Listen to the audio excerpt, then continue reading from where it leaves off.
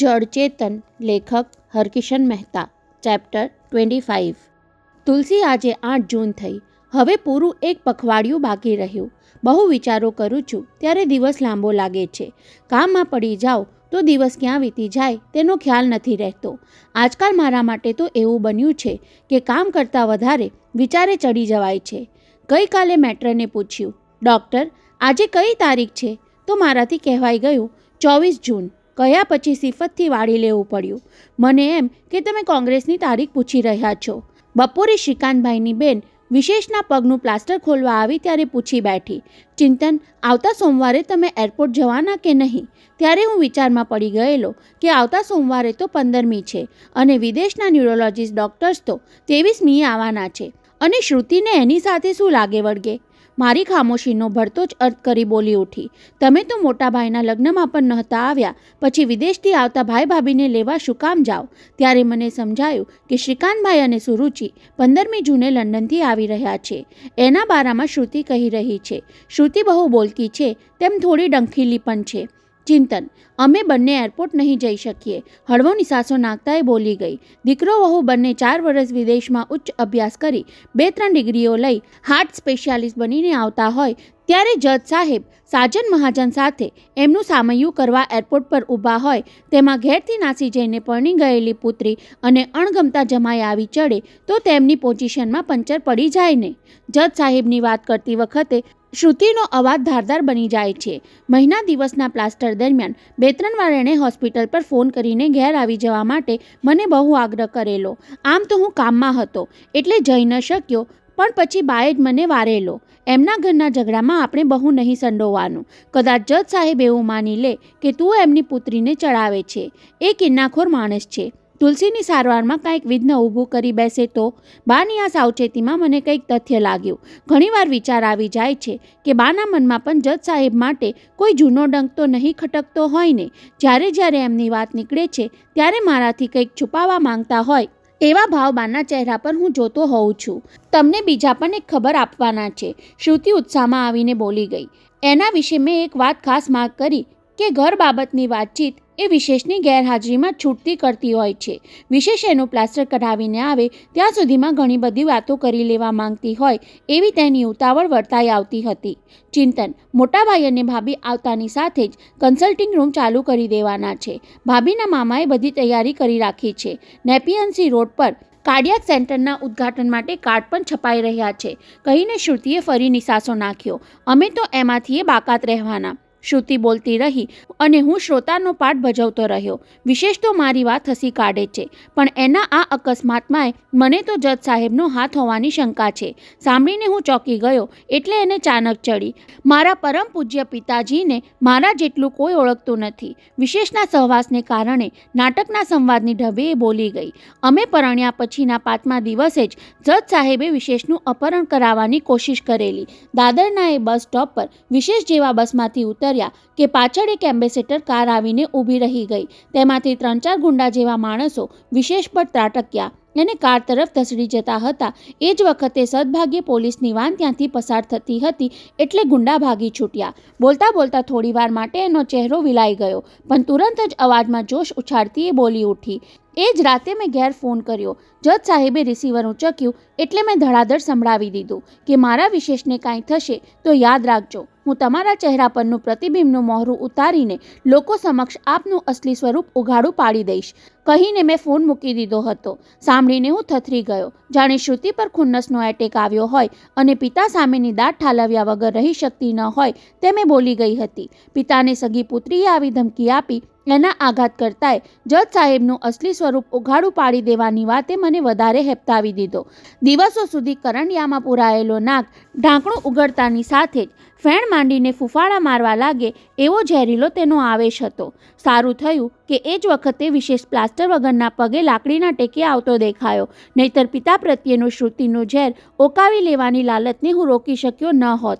એ બંનેને વિદાય કર્યા ત્યાં પંડ્યા સાહેબની પુત્રી આવી ચડી. એની નજરે ચડી ન ગયો હોત તો વોર્ડમાં રાઉન્ડ લગાવવાને બહાને છટકી શક્યો હોત. પણ પછી સમજાયું કે જે થયું તે સારું થયું. ક્યારેક આપણે કોઈક વ્યક્તિ માટે ખોટી ગેરસમજ ગળે વળગાડીને તેનાથી દૂર ભાગતા રહીએ છીએ. એ વાત આજે રીટાને મળ્યા પછી મને સમજાઈ. જોકે સાડીમાં સત થઈને આવેલી રીટાએ શરૂઆત એવી રીતે કરી કે મને ધ્રાસકો પડી જાય. ચિંતન, આઈ હોપ કે આજે ફરી કોઈક ઇમરજન્સી કેસના ખબર લઈને આપણી વચ્ચે તમારી કોઈ નર્સ ટપકી નહીં પડે, નહીંતર અધૂરી વાત પર ક્યારેય પૂર્ણવિરામ નહીં આવે. તુલસી, મને ક્યારેક વિચાર આવી જાય છે, તું, હું, આ શ્રુતિ, રીટા, વિશેષ બધા એક જ પેઢીના છીએ, સરખે સરખા જેવા છીએ, છતાં હું એમનાથી જુદો પડી જતો હોઉં એવું કેમ લાગે છે? 5 વર્ષ બેશુદ્ધ રહીને તું તારા યૌવનની મુગ્ધાવસ્થા ગુમાવી બેઠી હોઈશ, તેમ હું પણ એકમાત્ર ધૂનને વળગી રહી જુવાની વટાવી 5 વર્ષ પહેલો પીડ બની ગયો હોઉં એવું લાગ્યા કરે છે. ના, એનો અફસોસ જરાય થતો નથી, પણ આશ્ચર્ય તો જરૂર થાય છે. રીટાએ કોઈ જાતની પ્રસ્તાવના વિના અધૂરી વાતને જે રીતે આગળ વધારી એવું હું ક્યારેય ન કરી શકું. મારા તારા વચ્ચે બોલચાલની આટલી બધી છૂટ હતી, છતાં મારામાં ઘણું બધું એવું હતું જે વણકહ્યું રહી ગયું. ત્યારે આ રીટા કે શ્રુતિ કેટલી છૂટથી મનની વાત કહી દે છે. રીટાને હું ન કહી શક્યો કે તું પોતે જ અત્યારે મને ઇમરજન્સી કેસ જેવી લાગે છે. તુલસી પ્રત્યેની મારી અનહદ લાગણીને તે ઉચ્ચારેલી વાત પર તું પૂર્ણ વિરામ મૂકવા આવતી હોય તો પણ મારા તરફથી તો અત્યારે એ અધૂરી જ રહેવાની. આવું કંઈ કહેવાને બદલે મેં સામું પૂછ્યું, અરે રીટા, તારું રિઝલ્ટ આવવાનું હતું ને? ત્યારે એ નહીં ફાવતી સાડીને ખભા પર ટકાવી રાખવા મત્તી હસીને બોલી ગઈ, રિઝલ્ટ કાલે આવવાનું છે એટલે તો આજે તમારી પાસે આવી. પાસ થઈ જવાની છું એ નક્કી છે, પણ પાસ થયા પછી ઉપાધિ વધી જશે એ પણ નક્કી છે. શેની ઉપાધિ? એવું પૂછવાની મને તક આપ્યા વગર જ એણે કહી દીધું, ઉંમરલાયક દીકરીને ડિગ્રી મળી જાય એટલે પેરેન્ટ્સ તેને પરણાવી દેવાની ઉપાધિમાં પડી જાય. પપ્પા તો હજુ થોડા દિવસ એમની કોંગ્રેસની ઉપાધિમાં રહેશે, પણ મમ્મીની નજર તમારા પર છે. તુલસી, એ સાંભળીને મારી શું હાલત થઈ હશે એ તો તું આ વાંચીશ ત્યારે ખડખડાટ હસી પડીશ. એ ઉંમરમાં મારાથી નાની અને MA થયેલી યુવતી, જ્યારે હું MBBS થયેલો ડૉક્ટર પુરુષ, છતાં એ મને બેધડક પૂછી બેઠી અને હું તેના પ્રશ્નનો સામનો કરી ન શકતો હોઉં તેમ બાઘાની જેમ નીચું જોઈ ગયો. મારો એ પ્રતિભાવ જોઈને એ વાચાર છોકરી બોલી ઉઠી હોત કે તમે ભલે મારા મમ્મીને ગમી ગયા છો, પણ મારી નજરે તો તમે એક નંબરના બુદ્ધુ છો. એણે આવું કહ્યું હોત તો મને જરાય આશ્ચર્ય ન થાત, પણ તુલસી, રીટાએ જે કહ્યું એની તો તું કલ્પના પણ નહીં કરી શકે. ચિંતન, આ ઉપાધિમાંથી હાલ પૂરતા તો તમે જ મને બચાવી શકો તેમ છો.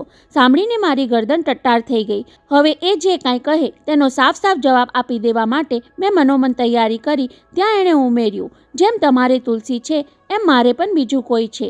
સાંભળીને હું કેવો ચોંકી ગયો હોઈશ એની તું કલ્પના કરી લે છે. વાત પર પૂર્ણ વિરામ મૂકવાની અધીરાઈ હોય તેમ ગંભીર ભાવે નજરથી નજર મિલાવીને એણે ખુલાસો કરી દીધો, તમે જેમ તુલસીના ભાનમાં આવવાની રાહ જોઈ રહ્યા છો તેમ મારે પપ્પા સમક્ષ મારો પ્રસ્તાવ મૂકવાના અનુકૂળ સંજોગોની રાહ જોવાની છે. એટલે જ કહેવા આવી છું કે મારી મમ્મી આવતીકાલથી તમારા મધરની પાછળ પડી જાય તો ચિંતા કર્યા વગર વાતને ચાલવા દેજો. વાતનો છેદ આપોઆપ ઉડી જશે. પહેલીવાર હું એની સામે મુક્તપણે હસી શક્યો. મારા તરફથી એને કોઈ જવાબની અપેક્ષા ન હતી, છતાં હું કાંઈક કહેવા જતો હતો ત્યાં પ્યુન મોતીલાલ આવી ચડ્યો. ડૉક્ટર સાહેબ, તમારો ફોન છે, કોઈ મુકુંદરાય વાત કરવા માંગે છે. મુકુંદરાયને કહે કે અડધી મિનિટમાં ફોન પર આવું છું કહીને મોતીલાલને રવાના કર્યો. ત્યાં રીટા બોલી ઉઠી, ચિંતન, આપણી વાત પર પૂર્ણ વિરામ મુકાઈ ગયું. હવે ખુશીથી તમે ફોન લેવા જઈ શકો છો. કહેતી ઊભી થઈ અને મારા પહેલાં જ રૂમની બહાર નીકળી ગઈ. ત્યારે હું ફરી બાઘાની જેમ તેને જતી જોઈ રહ્યો. ફોન પર મારું હેલ્લો સાંભળતા જ તારા મોટાભાઈ અધીરા અવાજે બોલી ગયા, ચિંતન, એક ખુશખબર આપવાના છે. સાંભળતા જ મને ફટકો પડ્યો. મુકુંદભાઈના ખુશખબર બીજા શું હોઈ શકે? પેલો સુરજ નારાયણ વહેલો છૂટી જવાનો તો નહીં હોય ને? એવા વિચારમાં હું અબોલ રહ્યો એટલે તેમણે સામેથી કહ્યું, તું સાંભળે છે ને ચિંતન, 5 દિવસ પહેલાં આપણે મળ્યા ત્યારે જ તને કહેવાનો હતો, પણ બરાબર પાકું ન હતું એટલે ચૂપ રહ્યો. આજે અનુનો યુરિન ટેસ્ટ લઈને ડૉક્ટરે કહી દીધું કે એ પ્રેગ્નન્ટ છે. બોલતા બોલતા મુકુંદભાઈના ગળામાં હર્ષનો ગઠ્ઠો જામી ગયો. મેં કોંગ્રેચ્યુલેશન આપ્યા એટલી વારમાં ગળું સાફ કરીને ફરી બોલવા લાગ્યા, ચિંતન, તે ચીંધેલા લેડી ડૉક્ટર ઝવેરીની ટ્રીટમેન્ટ ફળી. અનુ બહુ ખુશ છે, મને મેણા મારવા બદલ પસ્તાવો કરે છે. બસ ચિંતન, હવે તો લીલા લહેર છે. લંડનનું પાકું થઈ જાય એટલે બાળક આવતા પહેલાં એને પણ ઇંગ્લેન્ડની સહેલ કરાવી દઈએ. એ સતત બોલતા જ રહ્યા. 14મી જુલાઈથી રજા માટે બેંકમાં અરજી મૂકી છે. તુલસી ભાનમાં આવી જાય, તમે બંને પરણી જાઓ અને અમે બંને મા બાપ બની જઈએ. એ બોલીને થાક્યા ત્યારે મારો વારો આવ્યો. મુકુંદભાઈ, હવે હું મૂકું. આપણે 1 જુલાઈ પછી મળીશું. ત્યાં સુધી હું એક મેડિકલ કોન્ફરન્સમાં બિઝી છું, એટલે આપણે વચ્ચે નહીં મળી શકીએ.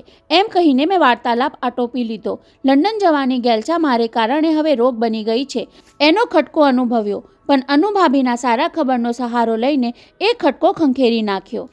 તુલસી, આજે 23મી થઈ. તારી બેહોશીના 5 વર્ષ અને 2 માસ પછી તું KGM હોસ્પિટલ છોડીને અહીં બ્રિચ કેન્ડી નર્સિંગ હોમમાં ટ્રાન્સફર થઈ હોવા છતાં બીજા બધાની દ્રષ્ટિએ તું હજુ KGMની તારી રૂમમાં જ છે.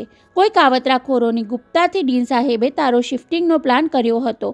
કોઈની નજરે ન ચડી જવાય એટલા ખાતર સવારના 4:30 વાગ્યાનો સમય રાખ્યો. ડીન સાહેબ જાતે હાજર રહે તો સ્ટાફ સતર્ક બની જાય, એટલે તને શિફ્ટ કરવાના ભેદી કામનું સંચાલન તેમણે ઘેર બેઠા કર્યું. મને રાત્રે ઊંઘ તો આવવાની ન હતી, છતાં રૂમમાં 4 વાગ્યાનું એલાર્મ મૂકીને જાગતો રહ્યો. 4:15 વાગ્યે 5મે માળે આવ્યો ત્યારે મેટ્રન મારી રાહ જોતા ઊભા હતા. ડીન સાહેબનો વિશ્વાસુ વોર્ડ બોય વનમાળી સ્ટ્રેચર સાથે બાલ્કનીમાં બીડી પીતો હતો. મેટ્રને રૂમનું તાળું ઉઘાડ્યું એટલે હું અને વનમાળી ચોરની જેમ અંદર સરકી ગયા. તને બિછાનામાંથી ઊંચકીને સ્ટ્રેચરમાં સોડાવતા પહેલાં તારા હાથને કાંડે બાંધેલી પેલી ઘંટડીની દોરી છોડી નાખી. વર્ષો સુધી જેના વાગવાની રાતોની રાત હું પ્રતીક્ષા કરતો રહ્યો એ આખર સુધી વાગી નહીં, છતાં યાદગીરી રૂપે રૂમાલમાં વીંટીને હું અહીં સાથે લઈ આવ્યો છું. મેટ્રને બહારથી સંકેત દર્શાવ્યો કે અહીં કોઈ નથી, એટલે સ્ટ્રેચરમાં તને ઉંચકીને હું તથા વનમાળી સડસડાટ પાછળના દરવાજે પહોંચી ગયા. તારા રૂમને તાળું મારી મેટ્રન પછવાડેના દાદર પાસે આવ્યા એટલે ત્રણેય મળીને સાવચેતીથી તને 5 સીડી ઉતારી. લિફ્ટમેનને પણ આ વાતની જાણ ન થઈ જાય એવી સાવચેતી ખાતર આખરે એ જોખમ ઉઠાવવું પડ્યું. હોસ્પિટલના કોઈ દર્દીનું અપહરણ કરી જવાનું કાવતરું ઘડ્યું હોય તેમ પછવાડેની સીડી પાસે અંધારામાં એમ્બ્યુલન્સ તૈયાર જ રાખી હતી. સ્ટ્રેચર સહિત તને એમ્બ્યુલન્સમાં મૂકી ત્યારે અંદરની ઝાંખી લાઇટમાં આછા પ્રકાશમાં મેટ્રનની આંખોમાં ઉભરાઈ આવેલા આંસુ તકતકવા લાગ્યા હતા. મમતાથી એણે તારા માથે હાથ પસવારીને મારી સામે જોયું, જાણે મને કહેતી હોય, અમારી તુલસીને સાજી સારી પાછી લઈ આવજો ડૉક્ટર. એમ્બ્યુલન્સ સ્ટાર્ટ થઈ ત્યારે મારા હૃદયના ધબકારા વધી ગયા. આ રીતે ગુપ્તપણે તને હોસ્પિટલમાંથી ખસેડવામાં ડીન સાહેબે કેટલું બધું જોખમ ઉઠાવ્યું હતું એનો ખ્યાલ આવવા માંડ્યો. સત્તાવાળા અને સ્ટાફને અજાણ રાખી સારવારના શુભ આશયથી એ તને શિફ્ટ કરી રહ્યા હતા, પણ ધાર્યું પરિણામ ન આવ્યું તો નિષ્ફળતાની સઘળી જવાબદારી એમના શિરે આવવાની હતી. તુલસી, તું એટલી તો જરૂર નસીબદાર ગણાય કે તારે ખાતર આવા મહાનુભાવ પોતાની ઉજ્જવળ કારકિર્દીને હોડમાં મૂકતા સહેજ પણ ખચકાયા નહીં. એમ્બ્યુલન્સ હોસ્પિટલના મેઇન ગેટને બદલે પછવાડેના દરવાજેથી બહાર નીકળવા એમના ઘર પાસેથી પસાર થઈ ત્યારે ડીન સાહેબ એમના ઘરની બારીમાંથી આપણને જતા જોઈ રહ્યા હતા. આ ઉચાટમાં કદાચ એ આખી રાત ઊંઘ્યા નહીં હોય, અને કોને ખબર હજુ કેટલા દિવસ માટે એમની ઊંઘ ઉડી જવાની હશે. એમ્બ્યુલન્સ રવાના થવાની સાથે જ ડીન સાહેબે બ્રિચ કેન્ડીમાં ફોનથી જાણ કરી દીધી હોવી જોઈએ, કારણ કે ત્યાં અમારા આગમનની બધી જ પૂર્વ તૈયારી થઈ ચૂકી હતી. પહેલા માળના 18મા નંબરના રૂમમાં અહીંની નાઇટ ડ્યુટીની મરાઠી ખ્રિસ્તી મેટ્રને બહુ જ સંભાળપૂર્વક તને એડમિટ કરી ત્યારે એના મુખ પર રહસ્યના હાવભાવ જોઈને મેં અનુમાન કર્યું કે બ્રિચ કેન્ડીના ડૉક્ટર દસ્તુર સાહેબે એને પણ વિશ્વાસમાં લીધી હોવી જોઈએ. કોઈ જાતની પૂછપરછ કર્યા વગર મિસિસ મલ્હોત્રાએ મને કહ્યું, ડૉક્ટર, તમને કે પેશન્ટને કોઈ ચીજની જરૂર પડે તો આ ફોન પર 0 ડાયલ કરીને સીધો મારો જ સંપર્ક સાધવો. 8 વાગ્યા પછી ડે ડ્યુટીના મેટ્રન મિસિસ મર્ચન્ટ મારી જગ્યાએ આવશે. તેને પણ ડૉક્ટર સાહેબે આ કેસ બાબત જાણ કરી રાખી છે. 62 મહિનામાં પહેલીવાર તુલસી, હું તારી સામે એકાંતમાં આટલા કલાક બેસવા પામ્યો છું. કલાકોથી તને જોયા કરું છું, છતાં આંખો ધરાતી નથી. સવારે 7 વાગે મેટ્રનને 2-3 છાપા વાંચવા મોકલ્યા, પણ એમાં એકાદ ખૂણે છપાયેલી આવતીકાલથી મુંબઈમાં મળી રહેલી વર્લ્ડ ન્યુરોલોજીસ્ટ કોંગ્રેસના સમાચાર સિવાય બીજું કાંઈ જ વાંચ્યું નથી. તને એકીટશે જોતો વિચારમગ્ન બેઠો હતો ત્યાં 10 વાગે ડીન સાહેબની સાથે બા પણ આવી પહોંચ્યા. 1.5 વર્ષથી બાને પગમાં વાવ અળગ્યો છે, એટલે મેં તેમને દોડધામ કરવાની ના કહી, પણ એ પગ વાળીને બેસી રહે એવા ક્યાં છે. તારા અને મારા 2 જોડી કપડાની સાથે એ તારી શ્રીનાથજીની છબી પણ અહીં લઈ આવ્યા. ચિંતન, તને મેં કહ્યું હતું ને કે છબી સાથે લઈ જવાનું ભૂલતો નહીં, કહીને ઠપકો સંભળાવ્યો. મેં કહ્યું કે અહીં બ્રિચ કેન્ડી હોસ્પિટલની રૂમમાં છબી ટાંગવાની રજા નહીં મળે, તો પણ એમણે જાતે જ ભીત પર લટકાવેલું કેલેન્ડર ઉતારી લઈ શ્રીનાથજીની છબી ટાંગી દીધી. મારી તુલસી ભાનમાં આવે ત્યારે એને ઠાકોરજીના દર્શન થવા જોઈએ. કેમ જાણે તેને અહીં બ્રિજ કેન્ડીમાં શુદ્ધિ આવી જવાની હોય એવી શ્રદ્ધાથી આ બોલીને પછી તાકીદ પણ કરી, જોજે મોસ્કો જવા નીકળે ત્યારે સામાનમાં બીજું બધું ભૂલી જઈશ તો ચાલશે. તુલસીના ભગવાનને ભૂલી નહીં જતો. ડીન સાહેબની હાજરીમાં બ્રિજ કેન્ડીના ડૉક્ટર દસ્તુર સાહેબ પણ આવી ગયા. પહેલ વહેલી એમની નજર આ છબી પર પડી હતી. શ્રીનાથજીનું સ્વરૂપ જોતા એ થોડીવાર વિચારમાં પડી ગયા. ત્યારે મને થયું કે હમણાં એને ઉતારી લેવાનું કહેશે, પણ મારું અનુમાન ખોટું ઠર્યું. કદાચ ડૉક્ટરની બાબતમાં એવું બનતું હશે કે જેમાં એમને 2 હાથ હેઠા પડે ત્યાં એ લોકો 4 હાથવાળાને કેસ સોંપી દેતા હશે. ડૉક્ટર દસ્તુરના ગયા પછી ડીન સાહેબે જાણ કરી કે આપણી હોસ્પિટલમાં બધું રાબેતા મુજબ ચાલે છે. તારી ગેરહાજરીની કોઈને ગંધ આવી નથી. રોજની જેમ 10:30 વાગે મેટ્રન તને નાળી વાટે ખોરાક આપવા તારા રૂમમાં જશે. તારા રૂમની સફાઈનું કામ વોર્ડબોય વનમાળીને સોંપ્યું હોવાથી બીજા કોઈને અંદર જવાનો મોકો જ નહીં મળે. બાકીનો સમય દરવાજે તાળું મારેલું હશે એટલે વહેમ પડવાનો સંભવ જ નથી. સ્થાન બદલાયું તેમ નોટબુક લખવાનો સમય પણ બદલાઈ ગયો. અત્યારે સાંજના 5:30 વાગ્યા છે. 12.5 કલાકના આપણા આ એકાંતનો સમય હવે અડધા કલાકમાં પૂરો થશે. 6 વાગે સિસ્ટર ડિસોઝા ડ્યુટી પર આવી જશે. કોઈ વિશ્વાસુ નર્સને રાખવાની વાત નીકળી ત્યારે મને ડિસોઝા યાદ આવી ગઈ. પરણ્યા પછી એણે નર્સિંગ છોડી દીધું છે. પોણા 2 વર્ષની એની બેબી સ્કૂલમાં દાખલ ન થાય ત્યાં સુધી સર્વિસ કરી શકે તેમ નથી. પણ તારી વાત આવી કે તુરત એણે કહ્યું, આ ડ્યુટી તો તમે મને જ આપજો. તુલસીના સાજા થવામાં હું થોડીક પણ નિમિત્ત બનીશ તો મારી જાતને ધન્ય ગણીશ. એને ડ્યુટી સોંપવાનું મુખ્ય કારણ તો એ હતું કે આપણી અંદરની ઘણી વાત જાણતી હોવા છતાં આજ સુધી કોઈને જાણ થવા દીધી નથી. હું એને ઘેર મળવા ગયો ત્યારે બોલી ગયેલી, સિસ્ટર ગોસ્વામી ભાનમાં આવે ત્યારે મારે એની માફી માંગવી છે. બળતું સડતું બોલીને મેં એનો જીવ બહુ દુભાવ્યો હતો. ડિસોઝા આવે તે પહેલાં લખવાનું પતાવી દેવા માટે થોડી ઉતાવળ કરું છું. કદાચ કોંગ્રેસના 3 દિવસ દરમિયાન હવે આગળ લખવાનો અવકાશ ન મળે. રાત આખી મારે સહાર એરપોર્ટ પર ડ્યુટી બજાવવાની છે. જુદી જુદી 4-5 ફ્લાઇટમાં 18 જેટલા મહાનુભાવો ઉતરવાના છે. એ દરેકનું ફૂલહારથી સ્વાગત થયા પછી એમને જુદી જુદી કારમાં તાજમહાલ હોટલ પહોંચતા કરવામાં સવાર પડી જશે અને સવારે 6 વાગે સૌથી છેલ્લે પધારવાના છે ડૉક્ટર ગોરકી સાહેબ. રશિયન ડૉક્ટર ત્યાંની એરોફ્લોટ એરલાઇન્સમાં એમના 2 મદદની સાથે અહીં આવી પહોંચશે અને બધાથી અલગ મુંબઈના રશિયન કોન્સલને ત્યાં જ ઉતરશે. તુલસી, ગોરકી સાહેબ સ્વભાવના બહુ ધૂની હોવાનું સંભળાય છે. મુંબઈમાં જેમ સૌથી છેલ્લા આવશે તેમ કોંગ્રેસમાં સૌથી છેલ્લે જ બોલશે અને તને જોવા પણ બીજા બધા ન્યુરોલોજિસ્ટ આવી ગયા પછી છેલ્લે પધારશે. એમની પધરામણીની એ ઘડી ચિંતને નોટબુકમાં અડધું વાક્ય લખ્યું ત્યાં જ બ્રિજ કેન્ડીની 18 નંબરની રૂમના બારણે ટકોરા પડ્યા. ઝટપટ નોટબંધ વાળી દઈ એણે ઊભા થઈ જવું પડ્યું. બારણું ઉઘાડ્યું તો સામે ડિસોઝા હસતી ઊભી હતી. સોરી, 15 મિનિટ વહેલી આવી ગઈ કહીને દાખલ થઈ. ઘણા વખતે નર્સનો યુનિફોર્મ પહેરવા મળ્યો. કપડાં ઠીક કરતી એ તુલસીના બેડ પાસે ગઈ. ઘડીભર એને જોઈ લીધા પછી તુલસીના કપાળે ચુંબન ચોળ્યું.